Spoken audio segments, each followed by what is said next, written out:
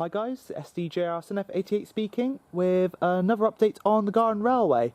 Sadly, this will probably be the last update for 2016. Today we're very lucky with this unseasonably warm October day, but as you know, it's nearly coming on towards November now, and the weather, I would imagine, will make quite a dramatic turn within the next couple of weeks, and it'll be a bit cold and of course wet. And I don't think I'll be able to get out and do as much on the railway as I would like to. So really I'm preparing the railway for its winter hibernation like last year, and hopefully I'll be able to get it back up and running in spring when the weather becomes, you know, more like this again and nice and warm and dry. But for now, there's been a few changes, sadly some not for the better, which we'll take a closer look at right now. One major bit of progress since the last update is, of course, the ballasting of the new extension. And as you can see, it's gone down very well. We've gone all the way from the points here, which come off the original section of the railway, around the front there, all the way around the back of the tree, right to the pair of points, which is just behind the rose bush there. And I haven't got any further than that. The reason being, I've left that just dug out with the track sort of levitating on the supports there. Purely because I was hoping to get round to doing the tutorial that I mentioned in the previous update. Now, if you would like to still see that tutorial, I will try my best to get around to it. But as you know, winter's coming in thick and fast, and I'm starting to doubt whether I would get around to it. Since I did that sort of announcement in that video, the weather has been pretty wet since then, and it's just finding the time on a dry day, which is getting more unlikely the closer we get to winter, to do it. So what I'm sort of thinking about doing now is maybe filling in that section and sort of maybe trying to do a tutorial next year, but with a blank bit of track somewhere else. The reason being is if I fill that in, I'll probably be able to stop the deterioration of the weed net on the bottom. Though, as I'm about to explain now, I don't think that really will make any difference. As I mentioned, it's been quite wet since the last update, and as you can see along the front here, we have quite a bit of plant life which has sprung up around and in between the track bed, which is a bit annoying really, considering that I went to all the efforts to put a weed net down to try and stop this from happening.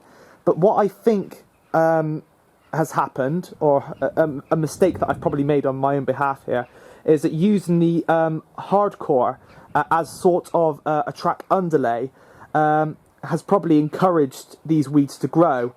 What I reckon has happened is there were weeds in the hardcore seeds, and basically put the hardcore in, put the ballast on top, it rained, the seeds obviously grew, and this is what the result we've been left with.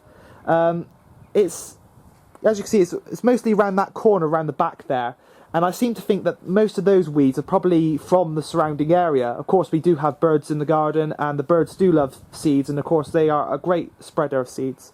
So that could also be what's contributed to this.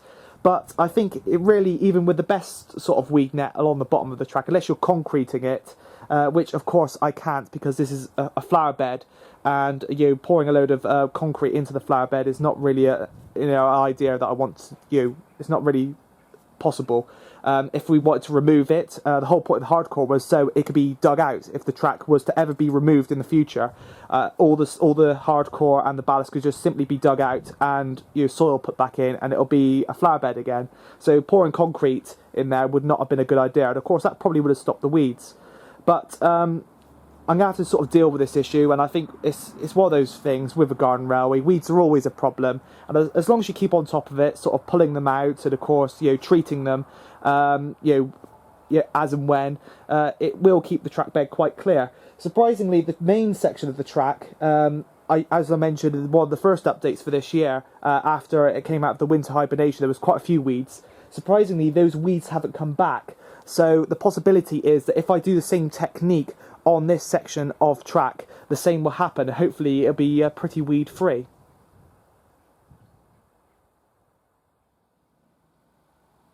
One thing I plan to carry on with over the winter months is the wiring up of the isolated sections.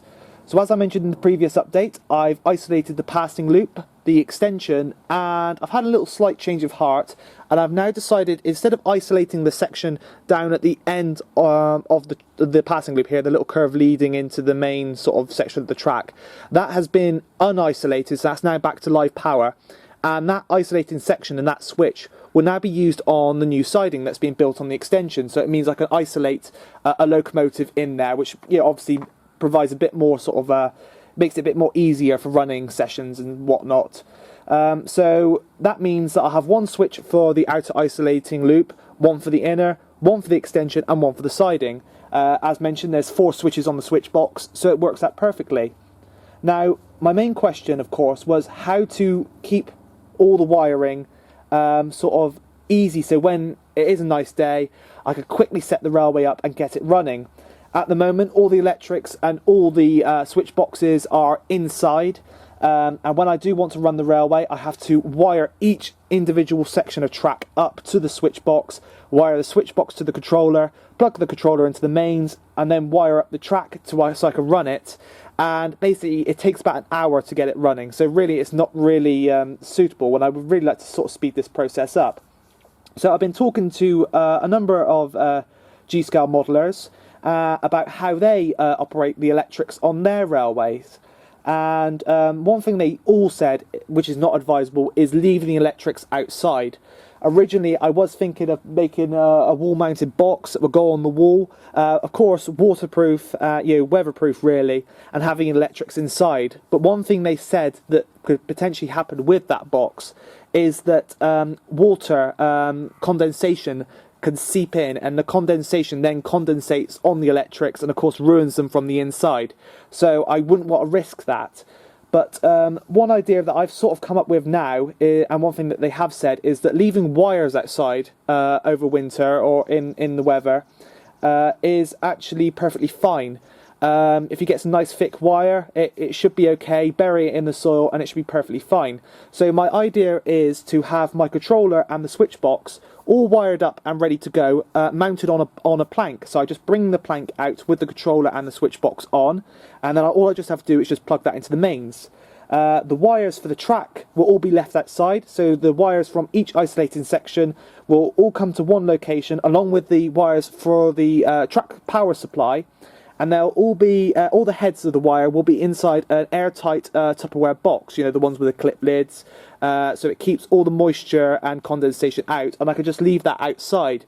So when I do want to run the railway, all I just have to do is bring the plank of wood out, open up the Tupperware tub, connect the wires to the correct terminals, and away we go. So that's the idea, and what I'm going to sort of do over the winter is buy up some wire, some suitable wire of course, and wire up all the sections to where I normally have the controller, which is about here, and then have a little box which I'll hide somewhere under another, like an upside down box or something around the corner here, so it'll remain dry over winter. And that's really what I'm going to do for the wiring, and hopefully it will be quick and simple, and all I just have to do is just cover the wires up with the ballast here of course, and we should have a fully operating passing loop and extension, which means next year I'll be able to run multiple trains with no trouble at all. One nice little feature I finally got around to doing is actually providing support for the track bed around the front of the pond. Now this is the corner that leads onto the bridge here, which crosses over the flower bed, and you probably wouldn't have seen it in running sessions because I did my best to try and edit it out, but really what you just saw here was a breeze block that was supporting the track bed with no ballast on it. And yeah, so basically what was happening was the track bed itself was higher than this supporting wall here, and no matter how much of this ballast I put on, when the rain came, it would just simply wash it all away down either side, and the track would be sort of left levitating on this breeze block. So what I've done here is there was some cement left over from some DIY work that was happening in the house, and I took the opportunity to use some of the leftover cement to fashion this little supporting wall here. Of course it's a bit bright at the moment, it was only done about a month ago, but it will, I'm sure it will weather in with the winter weather and get a bit of moss on there and stuff. But what this has done is it's provided a support for the ballast here, and as you can see, it's doing a great job. We've had some quite heavy rain recently, and all the ballast that I put there is still in place, and it really does look the part. So I'm really pleased with this little sort of fix that I've come up with here. So there we have it. That's all for this update, and probably 2016 itself. But you never know, I may get round to doing a bit more work, which might be worth filming if the weather holds up. But for now, I reckon that the railway probably go into hibernation through winter until the spring, when I can of course get back out here in the nicer weather hopefully, and start work and adding a few new additions, and of course improving the railway like I did this year. Last year, of course, I would never have foreseen this massive extension that's gone on to the railway. You know, I wouldn't have thought we'd ever achieve something like this. I thought that with that section around the pond, I was pretty confined on where I could go. And I've already had people commenting saying, where should I extend to next? But I think now, I think this is, you know, it's pretty certain to say this is probably about as far as I'll be able to go with the railway, considering the boundaries with the concrete path, the raised area down the bottom, and of course the ponds themselves. It's a pretty tight little area, and I think it's a great idea that the family let me use this section of garden, because now they know that I can't go any further with the railway as much as I would like to. But anyway, next year I'll probably continue with the extension.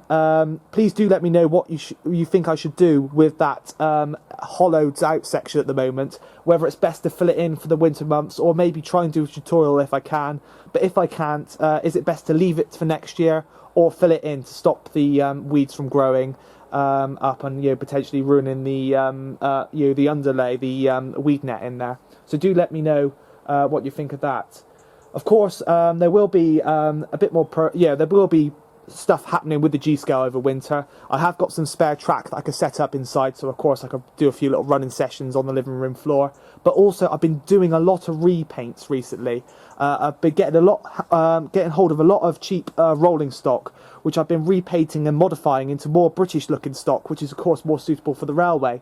And I'll probably do a little video showing you a few of my resprays, which include a number of wagons and even some coaches. And I'm really pleased with how they've turned out so far. So I think I might do a little video showing you what I've done there. But for now, that's all for this update, and I hope you enjoyed it. So this has been SDJR, Son F88 speaking, and thanks for watching.